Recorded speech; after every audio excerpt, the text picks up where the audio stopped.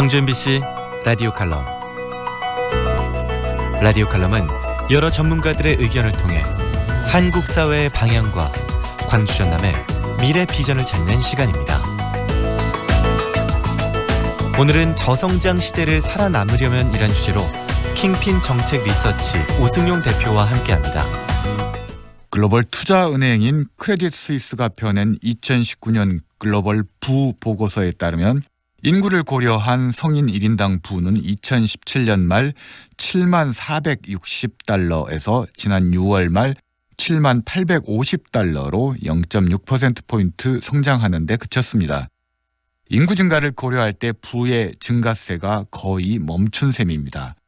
이 보고서는 2007년 세계 금융위기 이후 세계 부의 장기 성장세와 같은 황금 시대는 다시 찾아오기 어려울 것이라는 암울한 결론을 내리고 있습니다. 오랜 저금리 시대가 끝나고 이자율이 재차 상승하는 데다 주택가격 상승세가 주춤하고 주식가격의 자산 인플레이션도 낮아지면서 많은 국가에서 성장을 짓누를 공산이 크기 때문입니다. 과거 한국의 팽창 속도는 세계 최고 수준이었으나 1997년 외환위기를 겪으면서 성장 속도가 줄어들더니 2008년 금융위기 이후 빠르게 침체했습니다. 현재 한국 사회의 남남 갈등은 결국 경제 성장 속도가 급격히 느려진 데서 출발합니다.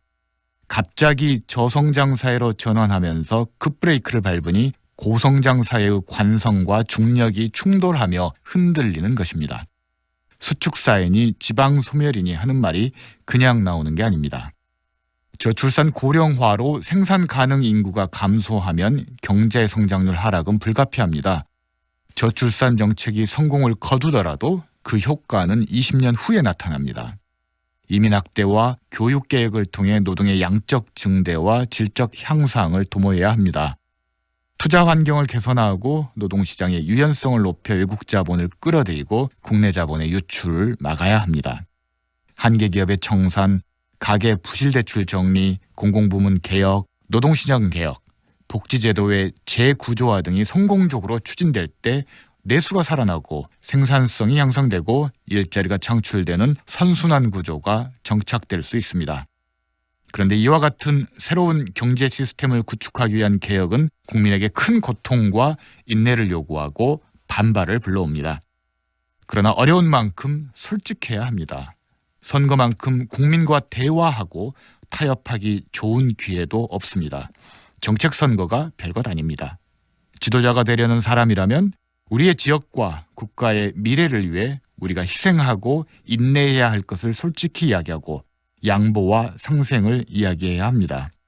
그러나 어느 때부터인가 우리나라 선거는 선심성 공약과 퍼주기의 경연장이 되었고 올 총선이라고 크게 다를 것 같지 않습니다.